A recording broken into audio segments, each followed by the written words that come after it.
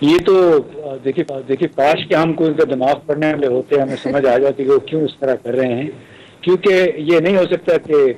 آپ حکومت بھی کریں، پھر آپ بل بھی پاس کروانا چاہیں اور ان کو ساتھ ساتھ گالیاں بھی دیتے رہیں، اور جب ضرورت پڑے پھر آپ اپنا اجلاس بلوا کے ان کو ساتھ شامل کرنے کی کوشش کریں.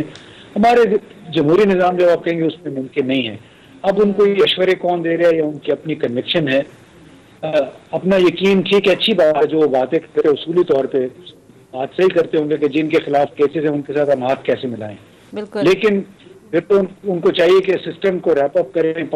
صدارتی نظام بنے اگر وہ یہی سمجھتے ہیں. کیونکہ اصولاً وہ سمجھتے ہیں کہ ہمارا جو موقف ہے وہ کمپرومائز ہو جائے گا. جی کرپٹ لوگوں کے خلاف ہم کام کر رہے ہیں، ان کے ساتھ ہم ہاتھ نہیں ملا سکتے.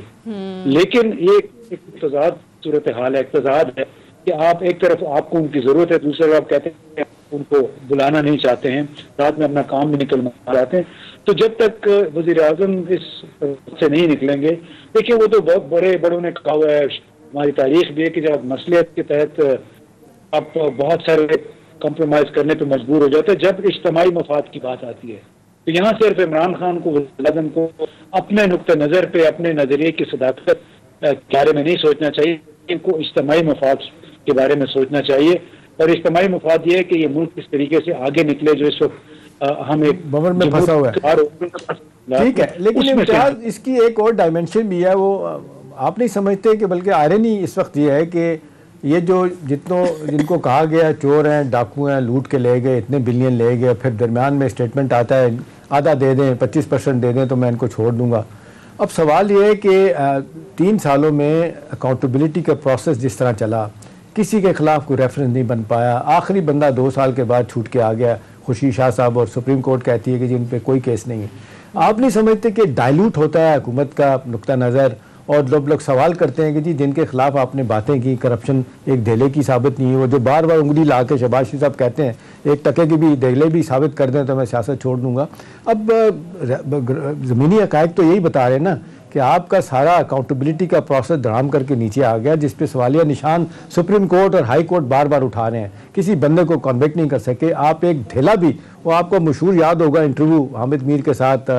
زرداری صاحب کا کہ جی سنا ہے $7 بلین دے کے آپ اپنے کیسز ختم کروا رہے ہیں، وہ کہتے ہیں میں تو $7 نہیں دوں گا. اب سوال یہ کہ ایک پیسہ بھی انہوں نے نہیں دیا. وہ حکومت جو دعویٰ کرتی ہے جی 550 سے 600 ارب روپے ہم نے ریکور کیا، وہ آپ کو پتہ ہے امتیاز کس طرح ہوا؟ کوئی ہاؤسنگ سوسائٹیوں والے سے لیا، کسی نے دین کے نام پہ پیسہ اکٹھا کیا ان سے لیا گیا، پولیٹیکل لوگوں سے کوئی پیسہ نہیں ہے، کوئی جس کو کہتے ہیں پلی بارگین ان کے ساتھ نہیں ہوئی. تو اسی ساری چیزوں کو دیکھتے لوگ کہتے ہیں ان کے نقطہ نظر کو تقویت مل رہی ہے کہ بھی آپ نے الزامات لگائے تھے، ثابت تو کوئی نہیں ہوا، ایک بندہ بھی پھنس کے نہیں گیا، جو گئے تھے آہستہ آہستہ کر کے سارے باہر آ گئے اس میں ضمانتوں پہ.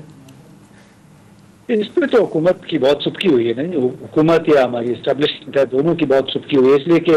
بڑھ چڑھ کے تمام وزیر 2-3 وزیر تو انہوں نے ذمہ اٹھایا ہوا تھا. پہلے بتا دیں کہ آپ فلاں کے خلاف کیس ہوگا، فلاں کے خلاف کیس ہوگا، ان کیسوں میں سے نکلا کچھ نہیں ہے.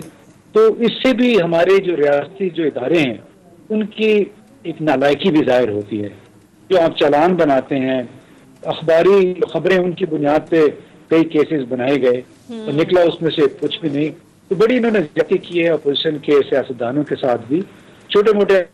جو لوگوں کو اپنے دوست احباب کو دے دیتے ہیں، اس میں کوئی اتنی بڑی نہیں ہے. وہ جو آپ ہاؤسنگ سوسائٹیز والی بات کر رہے ہیں، اب مجھے یہ بتائیں کہ نیب بنا تھا نیشنل اکاؤنٹیبلٹی بیورو، بنیادی مقصد تھا کہ جتنے سرکاری ادارے ہیں، سرکاری کارپوریشن آپ نے ان پہ نظر رکھنی ہے. اور یہ لوگ بولے کہ نجی اسپتالوں میں، نجی ہاؤسنگ سوسائٹیز میں ان کے لوگوں کے ساتھ پلی بارگین کر رہے ہیں. ٹھیک ہے، یہ اس کے احتساب ہونا چاہیے جو کرپشن ہے، لیکن اب جب آپ نے اتنے پیر پھیلا دیے اس میں پروسیکیوٹرز کے اوپر اتنا ہو جائے گا، وہی پروسیکیوٹر جو پھر ایک انسٹرومنٹ اعلی کار بن گئے مزید کرپشن کا. اب ضروری نہیں ہے کہ واقعتاً یہ نالائق ثابت ہوئے ہوں ان کیسوں میں اپوزیشن کے خلاف، اس میں ہمارے نظام کی کرپشن بھی ہے. ہمارا جو قانونی کرمنل جسٹس سسٹم ہے اس میں اتنے سارے سکم ہیں، اس سے فائدہ اٹھاتے ہوئے بڑے بڑے لوگ ہیں جو مرائے ہیں، جن کے لیے کروڑ 50 60 فاصلہ ہی نہیں ہے، وہ ادھر سے سائڈ سے انڈر دا ٹیبل لگا کے اپنے کیسوں کو طوالت بھی دے دیتے ہیں، ان کے خلاف ثابت بھی ہوتا ہے، نتیجہ یہ ہوتا ہے کہ سال 2-3 سال کے بعد وہ باہر آ جاتے ہیں۔ صحیح، ٹھیک ہے احتشام صاحب، اب ذرا آگے بڑھتے ہیں، اور آج جو اجلاس ہوا امتیاز گل صاحب، یہ ٹرائیکا پلس، آپ کو کیا لگتا ہے سر، یہ افغانستان کی اگر صورتحال کو دیکھا جائے اس وقت معاشی حوالے سے، دیگر جو اس وقت مسائل ہیں، کتنی اہمیت کا حامل ہوگا؟ دیکھیے آپٹکس کے لیے، آنکھوں کے لیے بہت اچھا ہے کہ جی روس، چین، امریکہ کے جو خصوصی نمائندے ہیں افغانستان کے لیے، وہ اسلام آباد میں اکٹھے ہوئے، انہوں نے طالبان رہنماؤں کے ساتھ، امیر متقی کے ساتھ سائیڈ لائنز پہ ملاقات بھی کی، لیکن ایک بات بڑی واضح ہے کہ افغانستان کی موجودہ صورتحال کا براہ راست تعلق طالبان حکومت کا تسلیم کیا جانا ہے، اور دوسرا اس کا بڑا پہلو ہے ان کے امریکہ میں جو فنڈز منجمد ہوئے ہیں، وہ سب سے بڑی رکاوٹ بن گئی ہے، جس کی وجہ سے ایسا لگ رہا ہے کہ افغانستان کے اندر آئندہ 2-3 مہینوں وہاں کا تمام کاروباری نظام دھم برہم ہو کر رہ جائے گا، اس لیے کہ بینکوں کے پاس پیسے نہیں ہیں، افغانستان کے اپنے کوئی 8-9 ارب ڈالر ہیں وہ امریکہ نے فریز کر دیے ہیں، اور بنیادی طور پہ نہ افغان حکومت، نہ بین الاقوامی تنظیمیں اقوام متحدہ کی طرح، اور نہ ہی افغان تاجر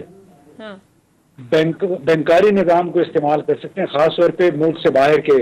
یعنی آپ لیٹر آف کریڈٹ لے سکتے ہیں، آپ قرضے نہیں لے سکتے ہیں، تو اس کا نتیجہ کیا ہوگا کہ اندرون خانہ طالبان کی حکومت میں پریشر بڑھے گا، بے روزگاری بڑھے گی، آپ کے تاجر وہاں پہ قحط کے ساتھ ساتھ اشیاء خوراک کی قلت آ جائے گی 2-3 مہینے کے دوران، اگر ان کے اوپر بینکنگ چینل بند رہے تو ان کے گزار یہ کرنا ہے ان طالبان کے کہ انہوں نے نعرے تو بہت لگایا کہ ہم نے سپر پاور کو یہاں سے بھگا دیا، لیکن بڑے بولے تھے بیچارے، بھولے ہمارے ملک میں بھی ہیں جو آج بھی کہتے ہیں کہ سپر پاور کو پہلے ہم نے روس کو ہروایا،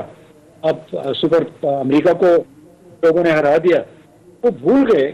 کہ وہ سپر پاور کے ہاتھ میں پوری دنیا کی معیشت کا کنٹرول ہے، ڈالر وہ چاہتے ہیں، ڈالر جو ہیں ٹرانزیکشن جو وہ نیو یارک کے ذریعے ہوتی ہے۔ دیکھیں یہی بات بالکل صحیح بات کی آپ نے امتیاز۔ دیکھیں اب یہ جو ایک طرف تو فائنینشیل، اکنامک اور بینکنگ سسٹم تیزی سے کولیپس کر رہا ہے اپنی جگہ پہ،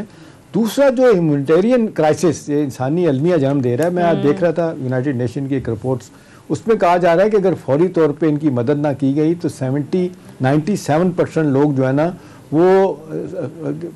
بلو دی پاورٹی لائن چلے جائیں گے۔ ابھی دیکھ لیں وہاں پہ پیسہ دینے کے لیے تیار نہیں، یعنی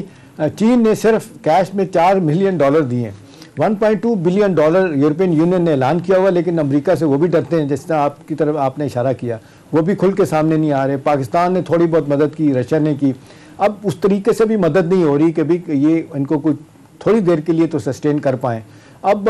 گیم پلان تو یہی لگ رہا ہے کہ جی ٹھیک ہے، ان کو لایا گیا ناکام کرنے کے لیے، یا دوسری طرف میں دیکھ رہا تھا ایک اور BBC کی رپورٹ امتیاز، بڑے حیران ہوا میں سے کہ داعش خراسان کو انہوں نے امریکہ میں ایک لابنگ فرم کے طور پر رجسٹر کرا دیا گیا وہاں پہ۔ اب لوگ کہہ رہے ہیں کہ جی طالبان کے خلاف ان کو تھپکی دی جائے گی۔ اب دیکھیں مستقل ایک یہاں پہ ایک نیا سین اور نیا کرائسس پیدا کیا جائے گا ریجن میں، اور انسٹیبلٹی ریجن کی جو ہے نا، جو ہم چاہ رہے ہیں کہ ٹھیک ہو جائے، سب کے لیے ون ون سچویشن ہو، اس سے ہم بہت دور جا رہے ہیں۔